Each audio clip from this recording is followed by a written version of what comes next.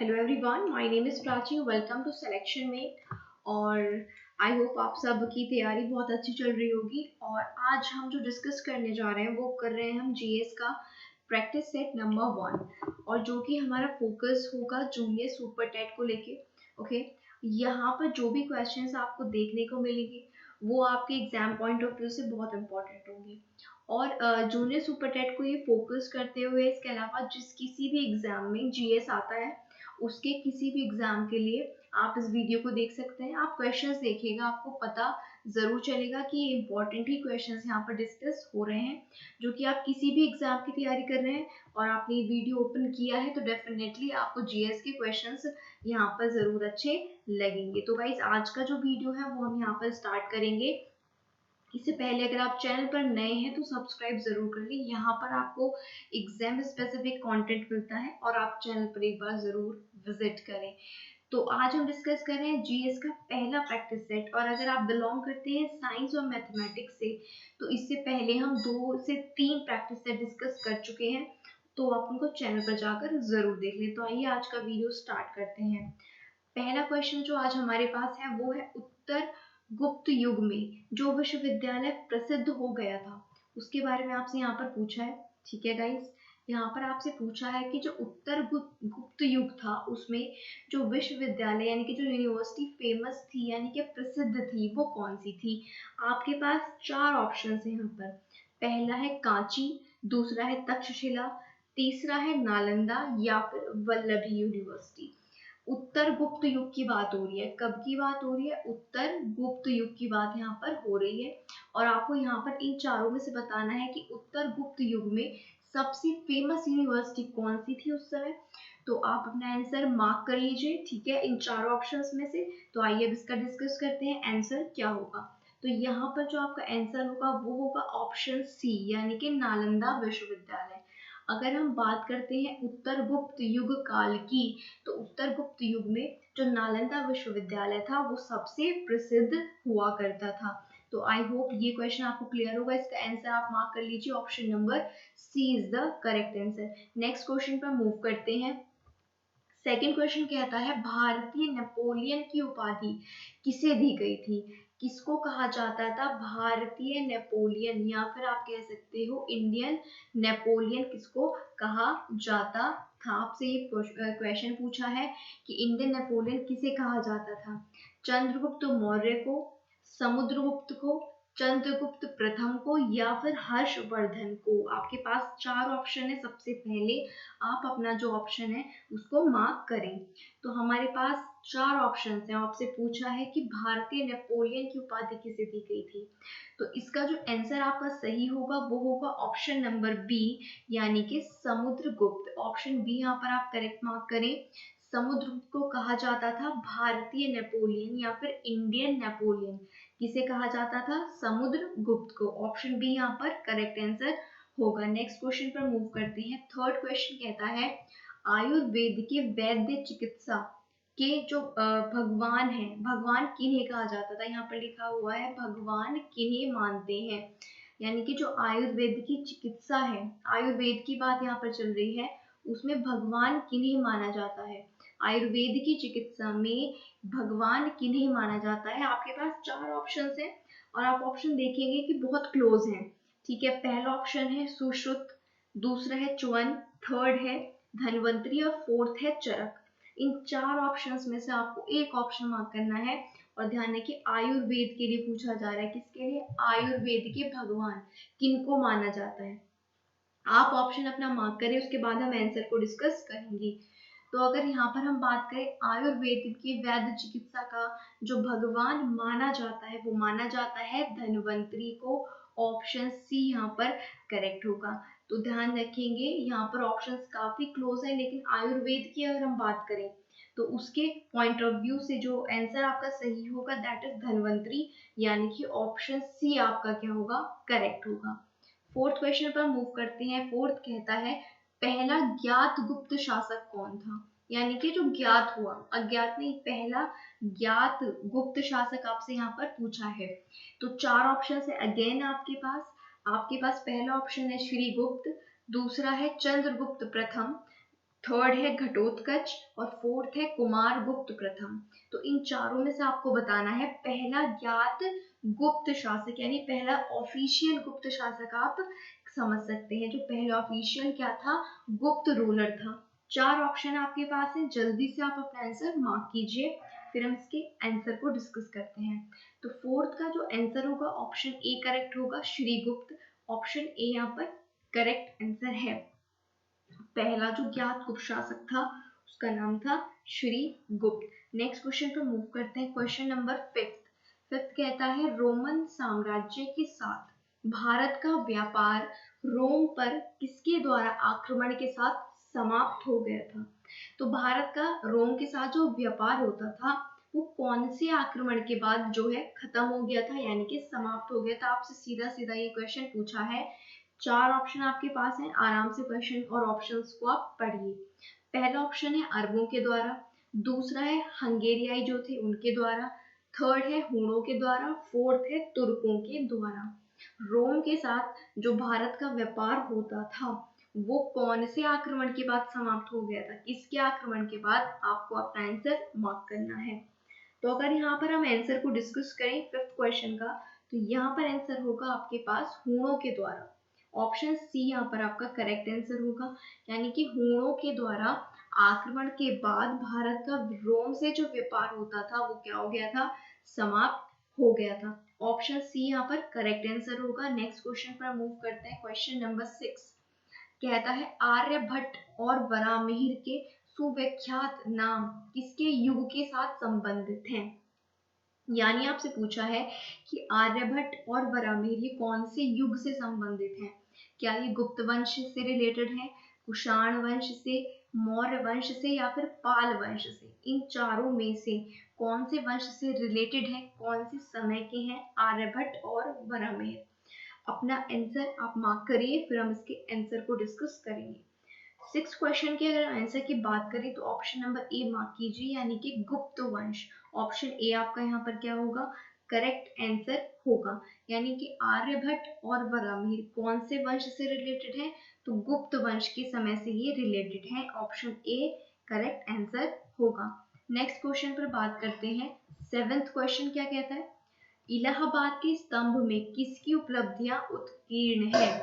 जो इलाहाबाद का स्तंभ है उसमें किसकी उपलब्धियां उत्कीर्ण है। पहला ऑप्शन है चंद्रगुप्त मौर्य, दूसरा है समुद्रगुप्त, तीसरा है विक्रमादित्य और चौथा है स्कंदगुप्त। अपना आंसर आप जल्दी से मार्क कीजिए फॉर 7th क्वेश्चन। तो अगर हम इलाहाबाद के स्तंभ की बात करें वहां पर किसकी उपलब्धियां उत्कीर्ण हैं, तो समुद्रगुप्त। ऑप्शन बी मार्क कीजिए, आपका राइट आंसर होगा। Option B is the correct answer. यानी हम बात करें इलाहाबाद का जो स्तंभ है उसमें समुद्रगुप्त की उपलब्धियां क्या है, वो उत्कीर्ण है। ठीक है, नेक्स्ट क्वेश्चन पर मूव करते हैं। 8th क्वेश्चन कहता है चीनी यात्री फाहियान किस गुप्त शासक के काल में भारत आया था। बहुत इंपॉर्टेंट क्वेश्चन है, रिपीटेड है मेनी टाइम्स। ठीक है, चीनी यात्री फाहियान किस गुप्त शासक के काल में भारत आया था।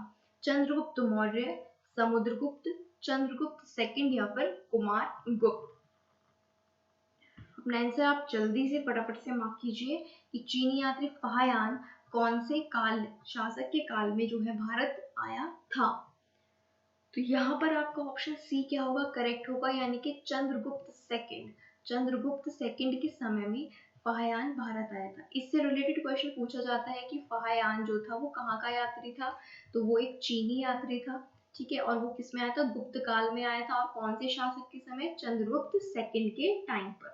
सो नेक्स्ट क्वेश्चन पर मूव करते हैं। यहाँ पर शायद 9th क्वेश्चन मिसिंग है, 10th की बात कर लेते हैं। कवि कालिदास किसके राज कवि थे, यानी कि किसके राज दरबार में थे कालिदास। कालिदास किसके राज कवि थे। 4 ऑप्शन आपके पास है, चंद्रगुप्त मौर्य, समुद्रगुप्त, चंद्रगुप्त सेकंड या फिर कुमारगुप्त। 4 ऑप्शन है, बताना है कवि कालिदास किसके राजकवि थे। ठीक है, तो अपना आंसर आपने मार्क कर लिया होगा। यहाँ पर अगर हम आंसर की बात करते हैं तो चंद्रगुप्त सेकंड, ऑप्शन सी यहाँ पर क्या होगा, करेक्ट आंसर होगा। कवि कालिदास किसके राजकवि थे, चंद्रगुप्त सेकंड के राजकवि थे। Option C is the correct answer. Next question पर मूव करते हैं। 11 क्या कहता है, गुप्त युग का प्रवर्तक कौन था? गुप्त युग का प्रवर्तक कौन था? 4 ऑप्शन आपके पास हैं, घटोत्कच, श्रीगुप्त, चंद्रगुप्त फर्स्ट या फिर समुद्रगुप्त।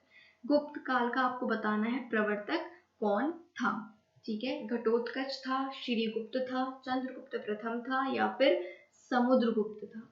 तो यहाँ पर आंसर की अगर हम बात करते हैं 11 क्वेश्चन की, तो जो आंसर होगा आपका क्या होगा? ऑप्शन बी यानी कि श्रीगुप्त। हमने बात की कि जो ज्ञात शासक था गुप्त काल का सबसे प्रथम वो श्रीगुप्त थे, तो प्रवर्तक कौन माने जाते हैं गुप्त युग के? श्रीगुप्त, यानी कि ऑप्शन बी क्या होगा? करेक्ट आंसर होगा। 12th क्वेश्चन कहता है गुप्त राजवंश किस लिए प्रसिद्ध था?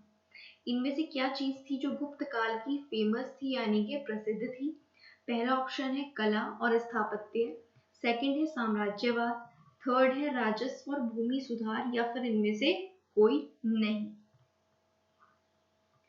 तो 12th क्वेश्चन के आंसर की हम बात करते हैं तो कला और स्थापत्य, ऑप्शन ए यहाँ पर करेक्ट आंसर होगा। कला और स्थापत्य के लिए जो गुप्त वंश था वो फेमस था। तो गुप्त वंश किसके लिए फेमस था? कला और स्थापत्य के लिए। नेक्स्ट क्वेश्चन पर मूव करते हैं 13 क्वेश्चन पर। 13 कहता है गुप्त शासकों की सरकारी भाषा क्या थी? यानी जो ऑफिशियल लैंग्वेज थी गुप्त शासकों की वो कौन सी थी? ऑप्शन ए है पाली, ऑप्शन 2 है प्राकृत, थर्ड है हिंदी और फोर्थ है संस्कृत। इन चारों में से कौन सी गुप्त शासकों की सरकारी भाषा थी यानी कि ऑफिशियल लैंग्वेज थी?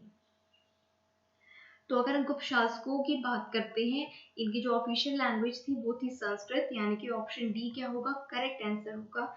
गुप्त शासकों की जो सरकारी भाषा थी वो क्या थी? संस्कृत थी। Option D is the correct answer. Next question पर मूव करते हैं 14 क्वेश्चन पर। 14 क्या कहता है? गुप्त शासन के दौरान निम्नलिखित में से ऐसा व्यक्ति कौन था जो एक महान खगोल विज्ञानी और गणितज्ञ था? तो गुप्त शासन के एक ऐसे व्यक्ति का नाम जो एक खगोल विज्ञानी भी था और एक गणितज्ञ भी था।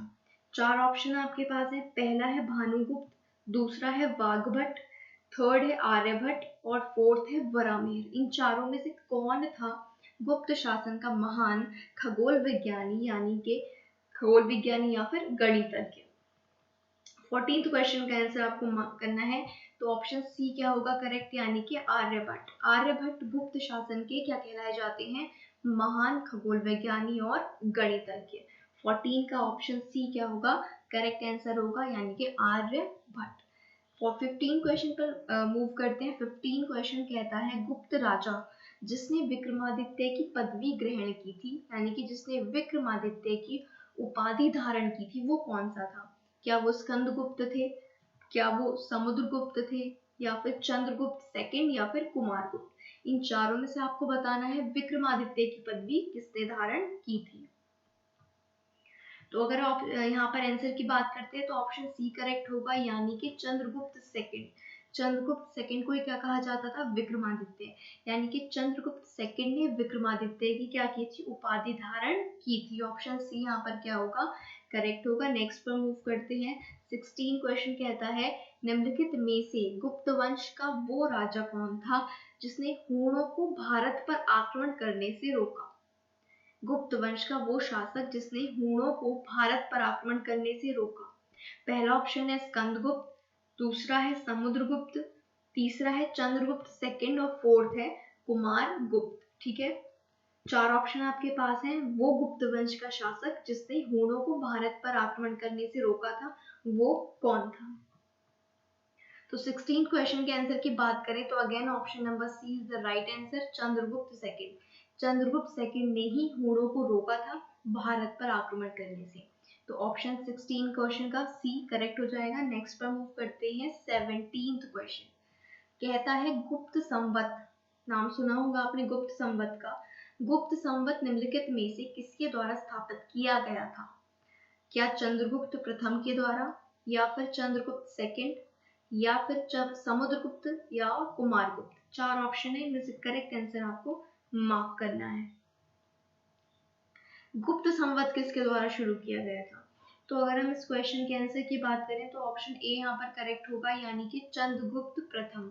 चंद्रगुप्त जो प्रथम थे, ठीक है, इन्होंने गुप्त संवत शुरू की थी। चंद्रगुप्त प्रथम। ठीक है, इनका नाम आपको ध्यान रखना है। गुप्त संवत इनके द्वारा शुरू की गई थी। ऑप्शन ए करेक्ट आंसर होगा। नेक्स्ट पर मूव करते हैं। 18 क्वेश्चन क्या कहता है, गुप्त काल में किस धातु के सर्वाधिक सिक्के जारी किए गए।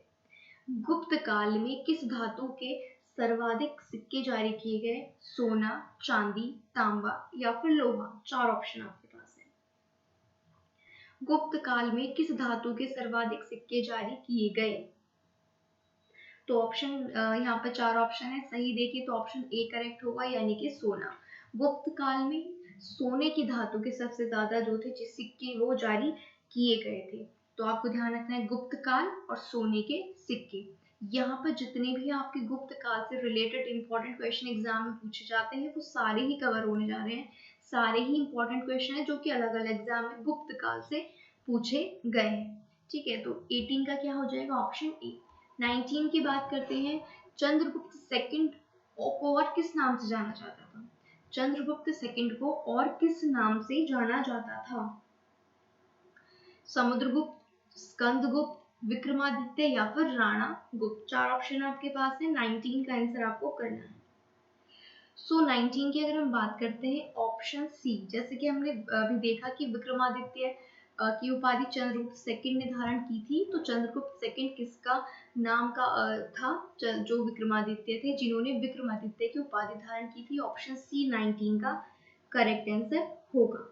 नेक्स्ट क्वेश्चन पर मूव करते हैं। 20th क्वेश्चन क्या कहता है, निम्नलिखित में से किनके सिक्के संगीत के प्रति उनका प्रेम दर्शाते हैं। निम्नलिखित में से किनके सिक्के संगीत के प्रति उनका प्रेम दर्शाते हैं। पहला ऑप्शन है मौर्यों के, दूसरा है नंदों के जो नंद वंश था, तीसरा है गुप्त के या फिर चोलों के। 4 ऑप्शन है और आपको बताना है कि किसके सिक्के संगीत के प्रति उनका जो प्रेम है, उनका जो स्नेह है उसको दर्शाते हैं। अपना आंसर आप जल्दी से मार्क कीजिए।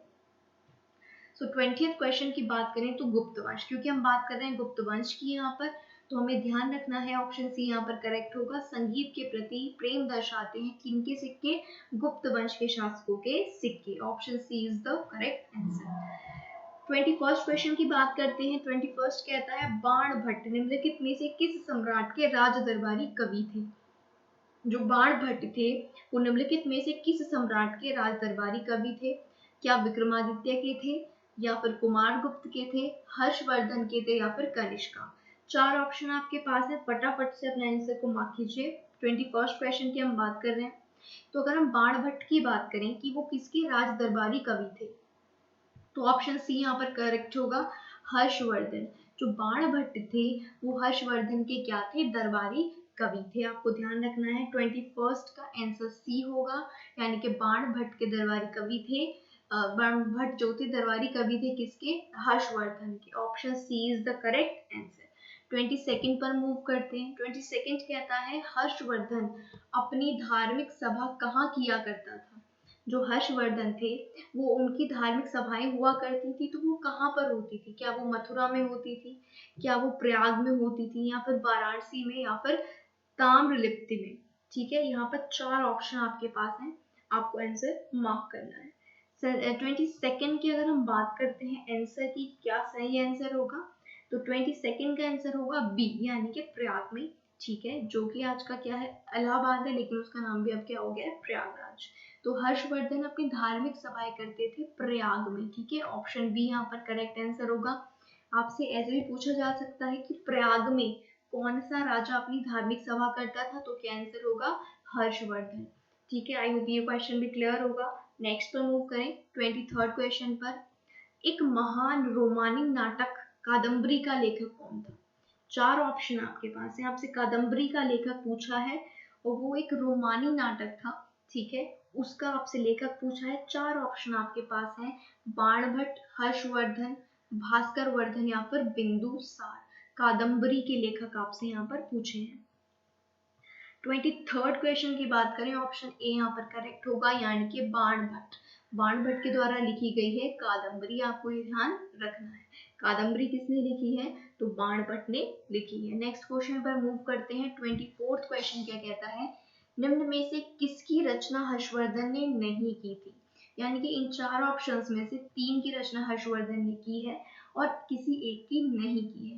तो आपको बताना है किसकी नहीं की है। 4 ऑप्शन आपके पास है, हर्षचरित, रत्नावली, प्रियदर्शिका या फिर नागानंद। 4 ऑप्शन है, सही आंसर आप मार्क कीजिए। 24th क्वेश्चन, तो इसका आंसर आपका होगा ऑप्शन ए यानी कि हर्षचरित। हर्षचरित की रचना हर्षवर्धन ने नहीं की है, ठीक है, इनके नाम से ही स्टार्ट हो रहा है, लेकिन आपको ध्यान रखना है कि हर्षचरित की रचना हर्षवर्धन ने नहीं की है।